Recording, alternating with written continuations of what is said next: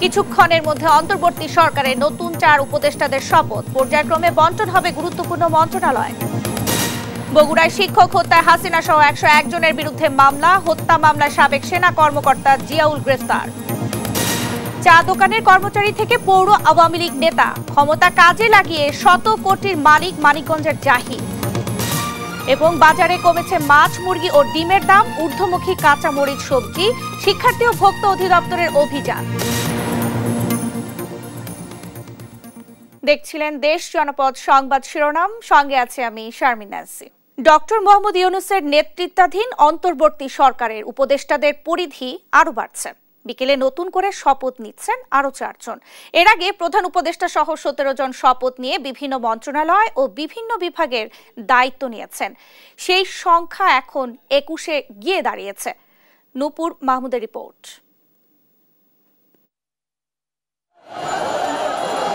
ছাত্র জনতার আন্দোলনের মুখে হাসিনা সরকারের পতনের পর গেল 8 আগস্ট ডক্টর মোহাম্মদ ইউনূসকে প্রধান উপদেষ্টা করে অন্তর্বর্তী সরকার গঠিত হয়। প্রধান উপদেষ্টা সহ এই সরকারের সদস্য সংখ্যা এখন পর্যন্ত 17 জন। সরকারি যানবাহন অধিদপ্তর সূত্রে জানা গেছে তাদের 5টি গাড়ি প্রস্তুত রাখতে বলা হয়েছে। এর মধ্যে প্রধান উপদেষ্টার বিশেষ সহকারী সাবেক মন্ত্রিপরিষদ সচিব আলী ইমাম মজুমদারকে উপদেষ্টা করা হচ্ছে। বাকি 3 জন হলেন অর্থনীতিবিদ ওয়াহিদুদ্দিন মাহমুদ, সাবেক সচিব মোহাম্মদ ফাউজুল কবির, লেফটেন্যান্ট জেনারেল অবসরপ্রাপ্ত মোহাম্মদ জাহাঙ্গীর আলম চৌধুরী।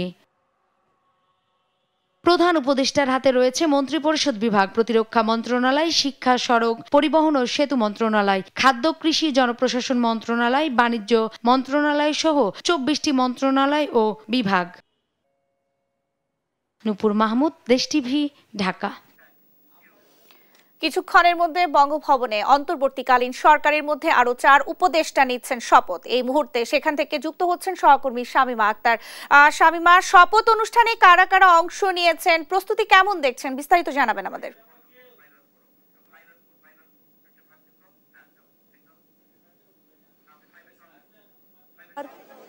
2024 সালের আগস্ট মাসের 8 তারিখে প্রথম অন্তর্বর্তীকালীন সরকারের প্রধান হিসেবে ডক্টর মোহাম্মদ ইউনূস যখন শপথ নেন তখন কিন্তু তিনি 13 জন সহ শপথ নিয়েছেন, 14 জন। তারপরে আবার 11 তারিখে শপথ নিয়েছেন আরো 2 জন নতুন উপদেষ্টা। তারপর 1 জন উপদেষ্টা শপথ নিয়েছেন। সবার শেষে ফারুক আজম, যিনি মুক্তিযোদ্ধা মন্ত্রণালয়ের দায়িত্ব পেয়েছেন। এবং আজকে যে 4 জন শপথ নেবেন তাদের কিন্তু আমরা জানি যে এখন পর্যন্ত প্রধান উপদেষ্টা ডক্টর মোহাম্মদ ইউনূসের হাতে রয়েছে যে 24টি মন্ত্রণালয়, সেখান থেকেই কিন্তু তার হাতে বাকি সেই 4 জন যে শপথ নেবেন ওই 24টি মন্ত্রণালয়ের কিন্তু দায়িত্ব এই নতুন 4 জনের হাতে দেয়া হবে। একটি করে দেয়া হয় কি দুটো করে মন্ত্রণালয়ের দায়িত্ব দেওয়া হয় সেটি কিন্তু আমাদেরকে জানতে হলে আরো দিন অপেক্ষা করতে হবে। আপনারা জানেন যে এখন পর্যন্ত আমরা যেটুকু জেনেছি যে এই যে এখন আমরা দেখছি যে বঙ্গভবনের সামনে এতক্ষণ পর্যন্ত যে অতিথিরা ঢুকেছেন তাদের মধ্যে ছিল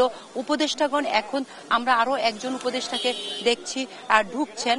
আমরা দেখার চেষ্টা করছি, আপনাদেরকে দেখানোর চেষ্টা করছি যে 1 জন উপদেষ্টা ঢুকছেন। এবং যেহেতু স্বভাবতই কালো গাড়িতে উপদেষ্টারা ঢুকেন সে কারণে আমরা ঠিক নাম পরিচয় না বললেও আমরা বলতে পারি যে উনি কিন্তু এই শপথ অনুষ্ঠানে যোগ দিতে যাচ্ছেন। এবং আজকের যে শপথ অনুষ্ঠানটি এটি কিন্তু অত্যন্ত সীমিত, অর্থাৎ যে বিশিষ্টজনদেরকে যে দাওয়াত করা হয় সেই বিষয়টি কিন্তু আজকে একেবারেই ছোট করা হয়েছে। অর্থাৎ আজকে বঙ্গভবনের শপথ অনুষ্ঠানে কেবলমাত্র অন্তর্বর্তী সরকারের উপদেষ্টা এবং যারা তাদের অফিসার রয়েছেন এবং সে ছাড়া কয়েকজন বিশিষ্ট ব্যক্তিকে প্রবেশের অনুমতি দেওয়া হয়েছে। একই সাথে সংবাদ মাধ্যমের যে সাংবাদিকদের মধ্যে থেকে কিন্তু কেবলমাত্র ফটো সাংবাদিকদেরকেই প্রবেশ করার কথা বলা হয়েছে। কিন্তু এখন পর্যন্ত আমরা যতটুকু জেনেছি যে ওখানে উপদেষ্টারা সবাই পৌঁছে গেছেন এবং বিশিষ্টজনেরা কয়েকজন পৌঁছেছেন এবং প্রধান উপদেষ্টা ওখানে গিয়েছেন। এবং আমরা জানি যে 4টার সময়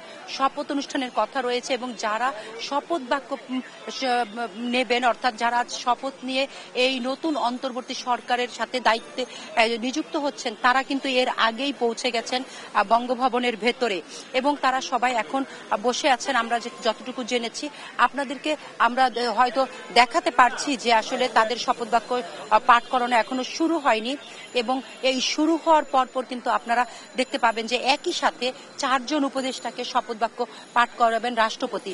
আমরা যদি এর আগে বলি যে সেই গত জুন মাসের 16 তারিখে রংপুরে আবু সাঈদের হত্যার মধ্য দিয়ে বৈষম্য বিরোধী ছাত্র আন্দোলনের যে দাবানলের মতো ছড়িয়ে পড়েছিল তারপর কিন্তু হাসিনা সরকারকে পদত্যাগ করতে বাধ্য হয়েছিলেন এবং দেখা গেছে উনি আগস্ট মাসের 5 তারিখে কিন্তু উনি সেই হাসিনা সরকার পদত্যাগ করে যখন দেশ ছাড়ে তখন কিন্তু জুলাই মাসের যে আমি আগেই বলেছি যে জুলাই মাসের 16 তারিখে আবু সাঈদ হত্যার মধ্য দিয়ে কিন্তু এই দাবানল ছড়িয়ে পড়েছে এবং তারপর জুলাই মাসটি পুরো গিয়েছে। আগস্ট মাসের যেটি হয়েছে যে আগস্ট মাসের 1 তারিখ থেকে কিন্তু এই আন্দোলন আরো ছড়িয়ে পড়েছে এবং তারপর এক দফাতে যখন রূপ নেয় তারপর কিন্তু হাসিনা সরকার পদত্যাগ করে পার্শ্ববর্তী একটি দেশে আশ্রয় নিয়েছেন এবং তারপরে যে হয়েছে যে অন্তর্বর্তী সরকারের প্রধান কে হবেন এই নিয়ে কিন্তু একটু জল্পনা কল্পনার পর চলতি বছরের আগস্ট মাসের 8 তারিখে প্রবাস যাপন করছিলেন ডক্টর মোহাম্মদ ইউনূস। তিনি কিন্তু এসে 8 তারিখেই দুপুরে বাংলাদেশে আসেন এবং তারপর তিনি 8 তারিখে সন্ধ্যায় তাদের যে শপথ অনুষ্ঠানটির জন্য তিনি বঙ্গভবনে আসেন এবং শপথ অনুষ্ঠান শুরু হয় রাত 9টার পরে এবং সেই শপথ অনুষ্ঠানের পরপরই কিন্তু আমরা দেখতে পাই যে পরদিন শুক্রবার অর্থাৎ শুক্রবার দিন অন্তর্বর্তী সরকারের প্রধান উপদেষ্টা প্রথমে গিয়েছিলেন বাংলাদেশের যে মুক্তিযুদ্ধের শহীদ বীর সেনানীরা রয়েছেন সেই শহীদদের স্মৃতিস্তম্ভ সাভারে গিয়েছিলেন শ্রদ্ধা নিবেদনের জন্য। সেখান থেকে তিনি এসে শহীদ মিনারে ভাষা সৈনিকদের প্রতি শ্রদ্ধা নিবেদন করেছেন। তারপর পরের দিন অর্থাৎ 9 তারিখে তিনি শ্রদ্ধা নিবেদন করেছেন। 10 তারিখে কিন্তু তিনি ছুটে গিয়েছিলেন সেই রংপুরে যে আবু সাঈদ শহীদ হয়েছে শহীদ আবু সাঈদের বাড়িতে গিয়েছেন, আবু সাঈদের কবর জিয়ারত করেছেন এবং তিনি সেখানে একটি পতাকা উত্তোলন করে আবু সাঈদের বাড়িকে সর্বোচ্চ মর্যাদা দিয়ে এসেছেন এবং আমরা দেখেছি যে সেখানে তিনি রংপুর বিশ্ববিদ্যালয়ে তিনি ছাত্রদের সাথে মত বিনিময় করেছেন, রংপুর মেডিকেল কলেজে আহতদের দেখতে গিয়েছেন এবং তারপর দিন থেকে কিন্তু আমরা প্রধান উপদেষ্টা ডক্টর মোহাম্মদ ইউনূসকে একটি ব্যস্ত সময় কাটাতেই দেখেছি এবং এখন পর্যন্ত আমরা যেটি দেখেছি যে আসলে এই সরকারের যদিও মেয়াদ আজকে মাত্র 1 সপ্তাহ শেষ হয়েছে তারপরেও কিন্তু আমরা যদি বলি কার্যকর অবস্থার দিক থেকে আমরা দেখেছি ইতোমধ্যেই হচ্ছে গত সরকারের যারা ইতিমধ্যে ধরা পড়েছে দেশের বিভিন্ন জায়গায় তাদেরকে কিন্তু আদালতে সোপর্দ করে বিচারের আওতায় আনা হয়েছে এবং ইতিমধ্যে বিগত সরকারের প্রধান সহ বেশ কয়েকজনের নামে বেশ কয়েকটি মামলা হয়েছে এবং ইতিমধ্যে কিন্তু আমাদের যিনি আইন উপদেষ্টা আছেন ডক্টর আসিফ নজরুল তিনি কিন্তু বলেছেন যে এই যে জুলাই আগস্টে যে হত্যা হয়েছিল সেই হত্যাগুলোকে গণহত্যার মর্যাদা দিয়ে কিন্তু ইতিমধ্যেই ঢাকায় যে একটি আন্তর্জাতিক অপরাধ ট্রাইব্যুনাল আছে সেখানে কিন্তু তাদের বিচারের জন্য ইতিমধ্যে ঘোষণা দেওয়া হয়েছে এবং বিচারের কার্যক্রম প্রায় শুরু হয়েছে কেননা আন্তর্জাতিক অপরাধ ট্রাইব্যুনালের তদন্ত সংস্থার কাছে তদন্ত করার জন্য দায়িত্ব দেওয়া হয়েছে। সেই দিক থেকে আমরা যদি বলি যে অন্তর্বর্তী সরকারের যে কার্যক্রম সেটি কিন্তু এগিয়ে যাচ্ছে এবং সেটি এগিয়ে যাওয়ার জন্য আমরা আরো যাতে ভালোভাবে এগিয়ে যায় সেজন্য কিন্তু আমরা দেখছি যে প্রথম দিন যে 17 জন উপদেষ্টার কথা বলা হয়েছিল তারপর কিন্তু আজকে আবার নতুন 4 জন উপদেষ্টার নাম নতুন করে দেওয়া হয়েছে এবং তারা আজ শপথ নিচ্ছেন অর্থাৎ 21 জনের উপদেষ্টা হচ্ছে এবং যতটুকু জানা গেছে এ পর্যন্ত যে এই 21 জন উপদেষ্টা হলেও কিন্তু 20টির উপরে মন্ত্রণালয়ের দায়িত্ব থাকবে প্রধান উপদেষ্টার হাতে। তিনি এই 20টি মন্ত্রণালয়ের দায়িত্ব একা পালন করবেন কিনা সেই বিষয়ে তিনি কথা বলছেন এবং তিনি আরো আসলে জানেন যে যেহেতু এই সরকার একটি বৈষম্য বিরোধী এবং সরকার দেশ গড়ার জন্য অঙ্গীকার করেছেন তারা সেই দিক থেকে আসলে বেছে অর্থাৎ যোগ্য ব্যক্তিকে নিষ্কণ্টক ব্যক্তিকে বেছে বের করার জন্য এই সরকারকে যে বেগ পেতে হচ্ছে সেই দিক থেকে আমরা দেখছি যে আসলে একসাথে তারা সেই শপথ অনুষ্ঠানটি শেষ করতে পারেননি এবং তারা বলেছেন যে তারা আরো কিছু উপদেষ্টা বাড়াবেন এবং সেই জন্য কিন্তু তারা এখন পর্যন্ত কিন্তু এই দেশের একেবারে ছাকুনির মতো করে নির্ঝঞ্ঝাট এবং সুশীল যোগ্য ব্যক্তিদেরকে খুঁজেছে। এবং আমরা দেখেছি এর আগে আমরা দেখেছি যে এ পর্যন্ত যারা নিয়োগ পেয়েছেন প্রধান বিচারপতি সহ প্রধান উপদেষ্টা যারা আছেন তারা কিন্তু সবাই বলেছেন যে আসলে স্বচ্ছতা জবাবদিহিতা নিশ্চিত করা এমন যোগ্য ব্যক্তিদেরকে দিয়েই ভবিষ্যৎ বাংলাদেশ বিনির্মাণের জন্য তারা কাজ করবেন এবং সেই বাংলাদেশটি হবে বৈষম্যহীন একটি বাংলাদেশ, দুর্নীতিমুক্ত একটি বাংলাদেশ এবং আগামী প্রজন্মের জন্য একটি নতুন বাংলাদেশ। এ কথাটি কিন্তু আসলে শুধু কেবল যে প্রধান উপদেষ্টা বলেছেন তা কিন্তু না, আমরা দেখেছি বিভিন্ন সময় যে উপদেষ্টাগণ আছেন তারা কিন্তু সবাই কিন্তু এই কথাটিই বলেছেন। এবং আপনারা জানেন যে এই উপদেষ্টা মণ্ডলীদের মধ্যে কিন্তু দুজন ছাত্র নেতা আছেন যারা হচ্ছেন এই বৈষম্য বিরোধী আন্দোলনকে নেতৃত্ব দিয়েছেন। তারাও কিন্তু ইতোমধ্যে বলেছেন যে আসলে তারা স্বপ্নের বাংলাদেশ অর্থাৎ আবু সাইদ যে স্বপ্ন নিয়ে রক্ত দিয়েছিলেন সেই রক্ত যেন বিফলে না যায়, ব্যর্থ না হয়, সে কারণে তারা একটি সুন্দর বাংলাদেশ বৈষম্য বিরোধী বাংলাদেশ বিনির্মাণের জন্য কাজ করছেন। আপনারা আমরা দেখতে পাচ্ছেন যে আমরা বঙ্গভবনের প্রধান গেটে রয়েছি এবং এখান থেকে কিন্তু আমরা যা দেখতে পাচ্ছি যে আসলে যারা অতিথিরা ঢোকার কথা ছিল ইতোমধ্যে কিন্তু তারা প্রবেশ করেছে ভেতরে এবং শপথ অনুষ্ঠান শুরু হয়ে যাবে।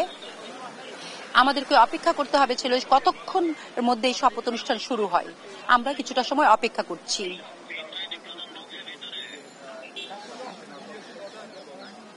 এবং আমরা আপনাদেরকে যে বলেছি যে আসলে প্রধান উপদেষ্টার যে আজ শপথ অনুষ্ঠানটি প্রধান অনুষ্ঠান যে শপথ অনুষ্ঠানে যোগ দিয়েছেন 4 উপদেষ্টার, সেখানে কিন্তু কেবল যে মাত্র উপদেষ্টাগণই আছেন তা কিন্তু না, 3 বাহিনীর প্রধান প্রথাগতই যে কোনো অনুষ্ঠানে থাকেন।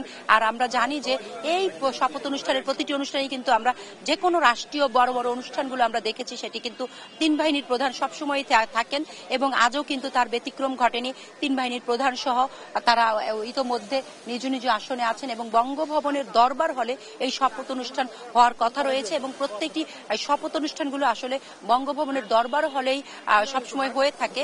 এবং যখন রাষ্ট্রপতি এই প্রধান উপদেষ্টা সহ দরবার হলে ঢোকেন তখন কিন্তু বিহগলে একটি সুর বাজানো হয় এবং এরপর তারা প্রবেশ করার পর জাতীয় সঙ্গীত হয়, জাতীয় সঙ্গীতের পরেই কিন্তু শপথ অনুষ্ঠানটি শুরু হয় এবং এটির জন্যই কিন্তু এই আনুষ্ঠানিকতা, আমরা সেই আনুষ্ঠানিকতার জন্যই অপেক্ষা করছি।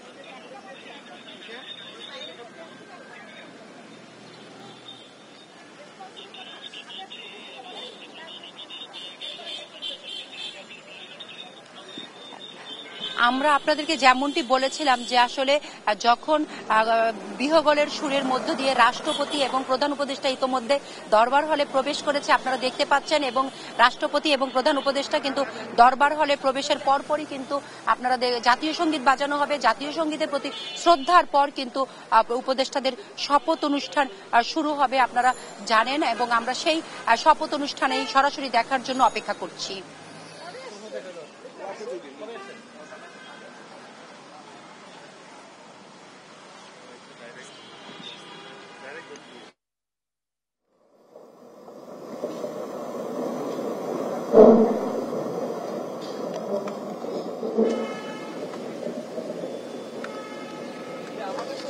অনুষ্ঠান শুরু করার জন্য মহামান্য রাষ্ট্রপতির প্রার্থনা করছি। বিসমিল্লাহির রহমানির রহিম। মহামান্য রাষ্ট্রপতি, গণপ্রজাতন্ত্রী বাংলাদেশের অন্তর্বর্তীকালীন সরকারের মাননীয় প্রধান উপদেষ্টা, মাননীয় উপদেষ্টাবৃন্দ, অভ্যাগত অতিথিবৃন্দ, সহকর্মীবৃন্দ, মিডিয়ার সদস্যবৃন্দ ও সম্মানিত সুধীমণ্ডলী, আসসালামু আলাইকুম। আজ 1 ভাদ্র 1431, 16 আগস্ট 2024 গণপ্রজাতন্ত্রী বাংলাদেশের অন্তর্বর্তীকালীন সরকারের নবনিযুক্ত উপদেষ্টাগণের শপথ গ্রহণ অনুষ্ঠানে আপনাদেরকে স্বাগত জানাচ্ছি। অনুষ্ঠানের শুরুতে সশ্রদ্ধ চিত্তে স্মরণ করছি স্বাধীনতা যুদ্ধের মহান অমর শহীদ, বীর মুক্তিযোদ্ধা ও সম্ভ্রমহারা মা বোনদের। একই সাথে সাম্প্রতিক ছাত্র জনতার গণঅভ্যুত্থানে সকল শহীদের প্রতি গভীর শ্রদ্ধা জ্ঞাপন করছি এবং তাঁদের বিদেহী আত্মার মাগফিরাত কামনা করছি। এখন শহীদের স্মরণে সকলকে দাঁড়িয়ে 1 মিনিট নীরবতা পালনের জন্য বিনীত অনুরোধ জানাচ্ছি।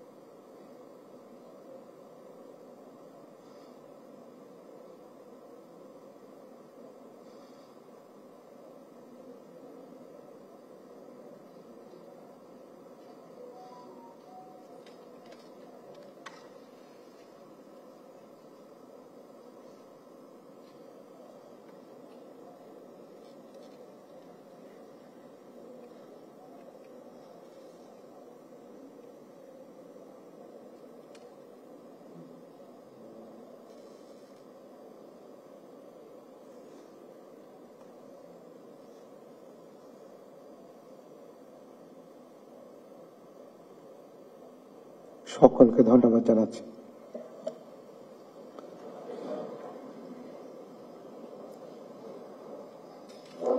অনুষ্ঠানের শুরুতে পবিত্র কোরআন থেকে তেলাওয়াত করবেন মাওলানা মোহাম্মদ সাইফুল কবির, পেশ ইমাম, বঙ্গভবন জামে মসজিদ।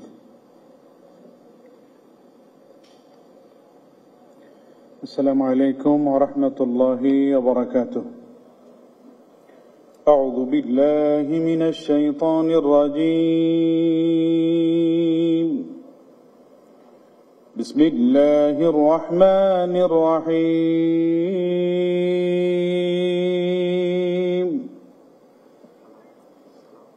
إن الذين يبايعونك إنما يبايعون الله يد الله فوق يبايعون الله يد الله فوق أيديهم فمن نكث فإنما ينكث على نفسه ومن أوفى بما عاهد عليه الله فسيؤتيه أجرا عظيما صدق الله العظيم. ইরশাদ হচ্ছে, নিশ্চয়ই আজ যাহারা আপনার হাতে বায়াত গ্রহণ করিতেছে তাহারা তো আল্লাহর হাতে বায়াত করে, কেননা আল্লাহর হাত তাহাদের হাতের উপর। অতঃপর যে উহা ভঙ্গ করে, উহা ভঙ্গ করিবার শাস্তি তাহার উপরই বর্তিবে, এবং যে আল্লাহর সঙ্গে অঙ্গীকার পূর্ণ করে তিনি অবশ্যই তাহাকে মহা পুরস্কার দিবেন। সূরা আল ফাতহ আয়াত 10। ওয়া মা আলাইনা ইল্লাল বালাগ ওয়া আসসালামু আলাইকুম ওয়া রাহমাতুল্লাহি ওয়া বারাকাতুহু।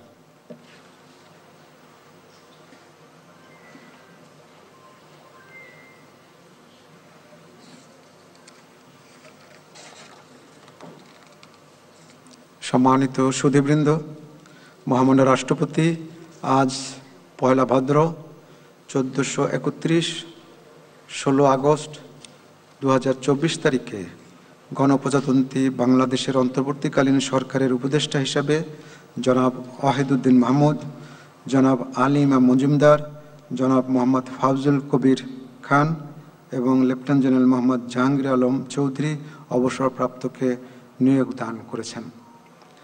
এ পর্যায়ে নবনিযুক্ত মাননীয় উপদেষ্টাগণকে অনুগ্রহপূর্বক মহামান্য রাষ্ট্রপতির নিকট উপদেষ্টা পদের শপথ ও গোপনতার শপথ গ্রহণের জন্য সবিনয়ে অনুরোধ জানাচ্ছি।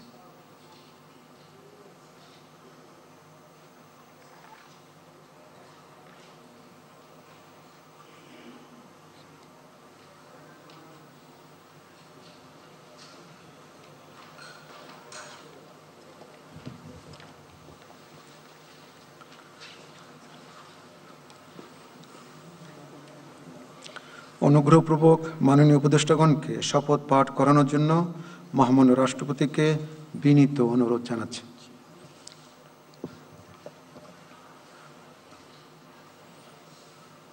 বিসমিল্লাহির রহমানির রহিম। আমি আলী ইমাম মজুমদার সশ্রদ্ধ চিত্তে শপথ করিতেছি যে আমি আইন অনুযায়ী অন্তর্বর্তীকালীন সরকারের উপদেষ্টা পদের কর্তব্য বিশ্বস্ততার সহিত পালন করিব। আমি বাংলাদেশের প্রতি অকৃত্রিম বিশ্বাস ও আনুগত্য পোষণ করিব। আমি সংবিধানের রক্ষণ সমর্থন ও নিরাপত্তা বিধান করিব এবং আমি ভীতি বা অনুগ্রহ অনুরাগ বা বিরাগের বশবর্তী না হইয়া সকলের প্রতি আইন অনুযায়ী যথাবিহিত আচরণ করিব। এবার মাননীয় উপদেষ্টাগণকে গোপনতার শপথ পাঠ করানোর জন্য মহামান্য রাষ্ট্রপতিকে বিনীত অনুরোধ জানাচ্ছি। আমি সশ্রদ্ধ চিত্তে শপথ করিতেছি যে অন্তর্বর্তীকালীন সরকারের উপদেষ্টা রূপে আমি অবগত হইব তাহা উপদেষ্টা রূপে যথাযথভাবে আমার কর্তব্য পালনের প্রয়োজন ব্যতীত প্রত্যক্ষ বা পরোক্ষভাবে কোন ব্যক্তিকে জ্ঞাপন করিব না বা কোন ব্যক্তির নিকট প্রকাশ করিব না। ধন্যবাদ। মাননীয় উপদেষ্টাগণকে উপদেষ্টা পদের শপথ ও গোপনতার শপথ স্বাক্ষর করার জন্য এবং স্বাক্ষর শেষে নির্ধারিত আসন গ্রহণ করার জন্য বিনীত অনুরোধ জানাচ্ছি।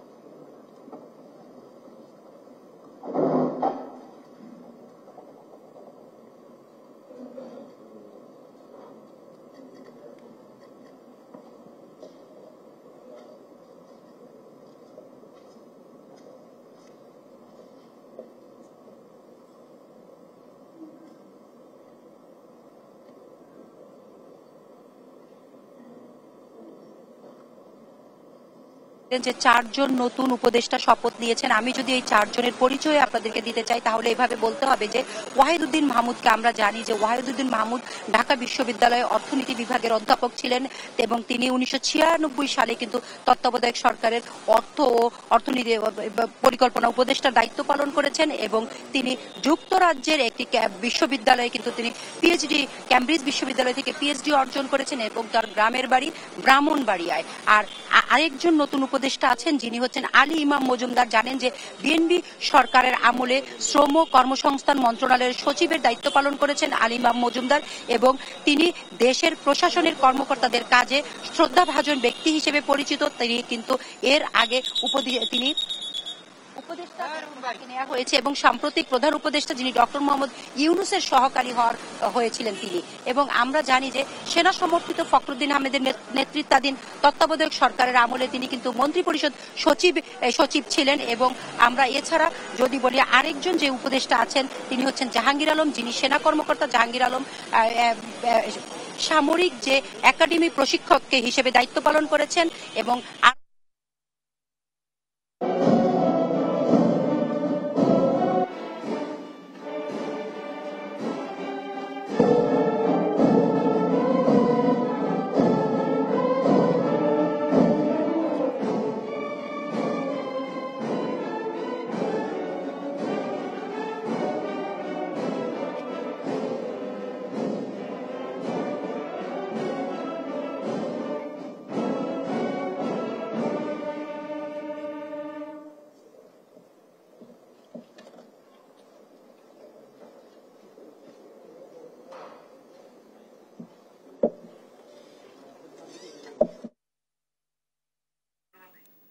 দর্শক আপনারা দেখছিলেন বঙ্গভবনে অন্তর্বর্তীকালীন সরকারের মধ্যে আরো 4 উপদেষ্টা শপথ নিয়েছেন।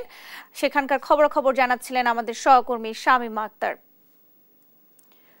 বৈষম্য বিরোধী ছাত্র আন্দোলনে বগুড়ায় এক শিক্ষক নিহতের ঘটনায় এবার সাবেক প্রধানমন্ত্রী শেখ হাসিনা, সাবেক সেতুমন্ত্রী ওবায়দুল কাদের সহ বগুড়া জেলা আওয়ামী লীগের শীর্ষস্থানীয় 101 জনের নামে হত্যা মামলা দায়ের হয়েছে। বাদীর আইনজীবী বলছেন, ছাত্র জনতার শান্তিপূর্ণ কর্মসূচিতে অংশ নেওয়ায় শেখ হাসিনা এবং ওবায়দুল কাদেরের নির্দেশেই বগুড়া সহ সারা দেশেই হত্যাযজ্ঞ চালানো হয়, তাই তাদের দুইজনকেই হত্যার নির্দেশদাতা হিসেবে আসামি করা হয়েছে। আসামিদের সর্বোচ্চ শাস্তি নিশ্চিতের দাবি তাদের। বগুড়া প্রতিনিধি সঞ্জু রায়ের প্রতিবেদন, জানাচ্ছেন টুম্পা আফরোজ। বৈষম্য বিরোধী ছাত্র আন্দোলনে গত 4 আগস্ট বগুড়ায় নিহত হন কাহালু মুরুইল পাইলট হাই স্কুলের সহকারী শিক্ষক ও জেলা শিবগঞ্জ উপজেলার পিরপ ইউনিয়নের বাসিন্দা সেলিম হোসেন। ঘটনার প্রায় 11 দিন পর নিহতের বাবা সেকান্দার আলী শুক্রবার বগুড়া সদর থানায় 101 জনের নাম উল্লেখ সহ অজ্ঞাত 350 জনের নামে হত্যা মামলা করেন, যেখানে হুকুমের আসামি করা হয় সাবেক প্রধানমন্ত্রী শেখ হাসিনা ও সাধারণ সম্পাদক ওবায়দুল কাদেরকেও।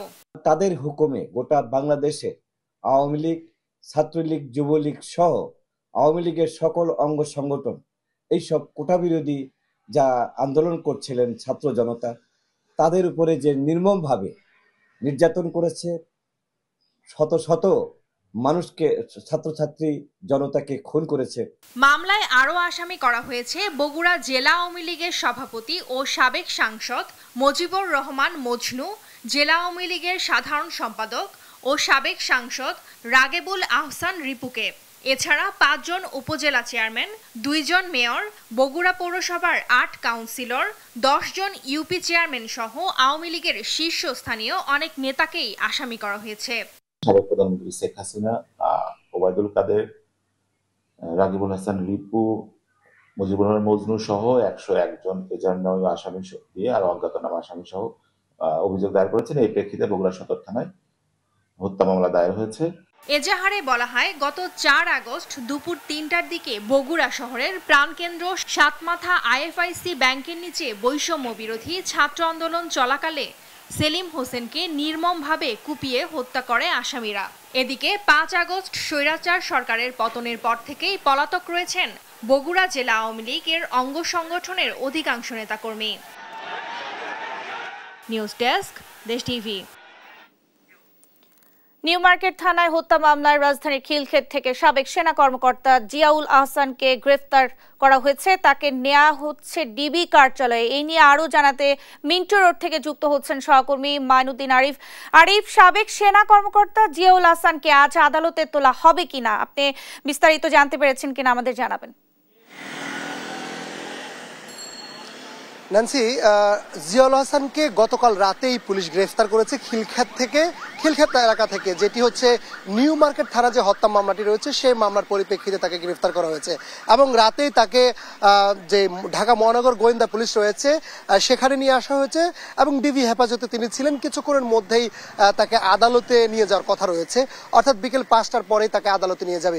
একটু যদি জানিয়ে রাখি, এই সাবেক সেনা কর্মকর্তা যাকে চাকরিচ্যুত করা হয়েছে গত মঙ্গলবার এবং এরপরে তাকে গ্রেফতার করা হয়েছে। জিয়াউল হাসান ছিল হচ্ছে ন্যাশনাল টেলিকমিউনিকেশন মনিটরিং সেন্টারের মহাপরিচালক। যে মোবাইলের আড়ি পাতার যে বিষয়টা ছিল, সেই আড়ি পাতাটাই জিয়াউল হাসানের হাত ধরে শুরু হয়েছে বাংলাদেশে, এমনকি গুম করে আয়না ঘরে রাখার যে কারিগর ছিল সে কারিগর হিসেবে জিয়াউল হাসান খ্যাতি পেয়েছে, যেটি নানান শ্রেণী পেশার মানুষের কাছে অভিযোগ রয়েছে। এবং বিভিন্ন রাজনৈতিক দল যারা বিভিন্ন মতাদর্শের তাদেরকে তিনি গুম করতেন, গুম করে সেখানেই আয়না ঘরে তাদেরকে রাখতেন এবং ফোনের যে আড়ি পাতার যে বিষয়টি রয়েছে, কি কথা বলছে সে আড়ি পাতা থেকে যারাই হচ্ছে বিভিন্ন মতাদর্শের যার ব্যক্তিরা রয়েছে তারা কথা বলেছে, তাদেরকে তিনি মানসিক এবং শারীরিকভাবে নির্যাতন করেছেন। এবং চাকরিচ্যুত হওয়ার পরেই তাকে গতকাল রাতেই খিলক্ষেত থেকে পুলিশ গ্রেফতার করে এবং তাকে নিউ মার্কেট থানার যে হত্যা মামলাটি রয়েছে সেটাতে তাকে নেওয়া হয়। আর আজকে তাকে আদালতে তোলার পরে পুলিশের পক্ষ থেকে 10 দিনের রিমান্ড আবেদন করবে এবং পুলিশ বলছে রিমান্ডে এনে জিজ্ঞাসাবাদ করলে আরো অনেক চাঞ্চল্যকর তথ্য পাওয়া যাবে। তো এই ছিল আমার কাছে ন্যান্সি ডিবি কার্যালয় থেকে সর্বশেষ সংবাদ। আরিফ, আপনাকে ধন্যবাদ। দর্শক, মিন্টো রোড থেকে আমাদের সঙ্গে যুক্ত হয়েছিলেন সহকর্মী মাইনুদ্দিন আরিফ। দেখছেন দেশ জনপদ সংবাদ।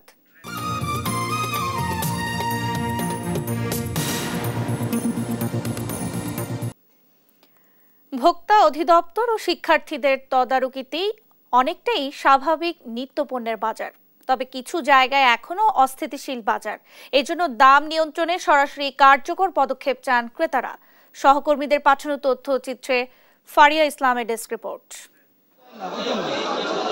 লক্ষ্মীপুরে তুলনামূলক কমেছে মাছের দাম। 1.5 কেজি ওজনের ইলিশ বিক্রি হচ্ছে 1600 টাকায়, যা গত সপ্তাহে ছিল 1800 টাকা। ব্রয়লার মুরগি বিক্রি হচ্ছে 170 টাকায়, সোনালী মুরগি 160 টাকায়। রাজবাড়ীতে বৃদ্ধি পেয়েছে পেঁয়াজ, বেগুন ও রসুনের দাম। পেঁয়াজ 110 টাকা, রসুন 210 টাকা, বেগুন 50 টাকা, পেঁপে 40 টাকা, কচুমুখী বিক্রি হচ্ছে 60 টাকা কেজি দরে। মানিকগঞ্জে ভোক্তা অধিদপ্তরের সাথে বাজার অভিযানে নামে ছাত্র জনতা। এতে অনেকটা স্বস্তির নিঃশ্বাস ফেলেন ক্রেতারা। এ সময় সিন্ডিকেটের বিরুদ্ধে আইনগত ব্যবস্থা নেওয়ার হুঁশিয়ারি দেন এই কর্মকর্তা। কেউ যাতে বাজারে কোনো কৃত্রিম সংকট তৈরি না হয়, সরবরাহ পরিস্থিতি যাতে স্বাভাবিক থাকে, আমরা সেই ইস্যুগুলো নিয়ে কিন্তু কাজ করছি। আর আমাদের অভিযান নিয়মিতভাবেই চলবে। বগুড়ায় কাটারি চাল বিক্রি হচ্ছে 68 থেকে 70 টাকায়, নাজির শাল 78 আর মিনিকেটের দাম ঠেকেছে 68 টাকাতে। ব্যবসায়ীরা বলছেন ধানের দাম না কমালে কিংবা আমদানি না করলে চালের বাজার ঊর্ধ্বমুখী থাকবে। ব্রাহ্মণবাড়িয়ার নিত্য প্রয়োজনীয় পণ্যের বাজার দর অনেকটাই স্থিতিশীল। ফারিয়া ইসলাম মিম, নিউজ ডেস্ক, দেশ টিভি। এই পর্যায়ে দেশ জনপদ সংবাদ শিরোনাম জানিয়ে দিচ্ছি আরো একবার।